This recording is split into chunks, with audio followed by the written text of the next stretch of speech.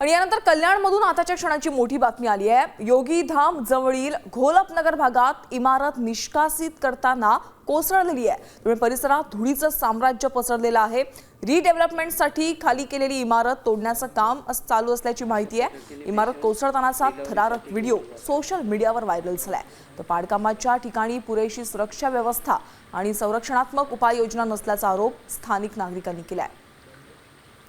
ती दृश्य आपण पाहतोय कल्याणमधले आहेत। पाडकाम सुरू असतानाच इमारत अचानक कोसळली आहे आणि मोठ्या प्रमाणात परिसरात धुळीचे साम्राज्य पसरल्याचं पाहायला मिळते। आजूबाजूच्या इमारतींना देखील या धुळीचा त्रास सहन करावा लागलेला आहे। ही दृश्य आपण पाहतोय कल्याणमधली आहेत। आपण थेट जाऊयात कल्याणमध्ये। आमचे प्रतिनिधी संघर्ष गांगुर्डे उपस्थित आहेत। संघर्ष, नेमकं काय घडलेलं आहे? पाडकाम सुरू होतं या इमारतीचं आणि अचानक ही इमारत कोसळल्याचं पाहायला मिळतंय।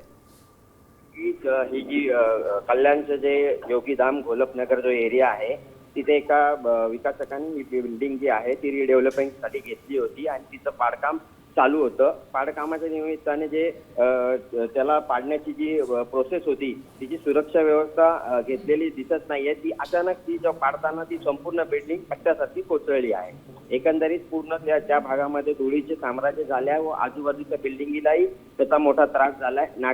तिथल्या नागरिकांनी इथं सुरक्षिततेचा कोणताही उपाययोजना केल्या नसल्याचा आरोप केला आहे। धन्यवाद संघर्ष या सविस्तर आढाव्यासाठी। आपण पाहतोय पाडकामाच्या ठिकाणी पुरेशी सुरक्षा व्यवस्था आणि संरक्षणात्मक उपाययोजना नसल्याचा आरोप स्थानिक नागरिकांनी केलाय।